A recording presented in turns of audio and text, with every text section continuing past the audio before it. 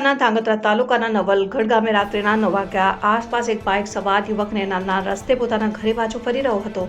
તે દરમિયાન આકસ્મિક રીતે બાઇક સ્લીપ ખાતા કેનાલમાં ખાબક્યું હતું અને આજુબાજુના વાહન ચાલકોએ તત્કાલ નવલગઢ ગ્રામજનોને ધાંગધ્રા ફાયર ટીમને જાણ કરી હતી, જેના પગલે નવલગઢ ગામના આગેવાનો તત્કાલ ઘટના સ્થળે પહોંચી યુવકની શોધખોળ હાથ ધરી હતી। ધાંગધ્રા ફાયર સ્ટેશનના તરવૈયા દ્વારા ઘટના સ્થળે પહોંચી કેનાલમાં ડૂબી જનાર નવલગઢ ગામના જિગ્નેશ નામના યુવકનું બાઇક શોધી કાઢ્યું હતું ને લાંબા પ્રયત્નો છતાં યુવકની ડેડ બોડી મોડી રાત સુધી શોધી કઢાઈ હતી અને આ તકે સ્થાનિક તરવૈયાઓ સાથે ટીકર, સુરેન્દ્રનગર અને પાટડીના તરવૈયાઓ પણ બોડીને શોધવા નવલગઢ કેનાલે પહોંચ્યા હતા ને જો કે મોડી રાત્રિથી વહેલી સવાર બાદ 17 કલાકની જહેમત પછી યુવકની બોડી મળી આવી હતી।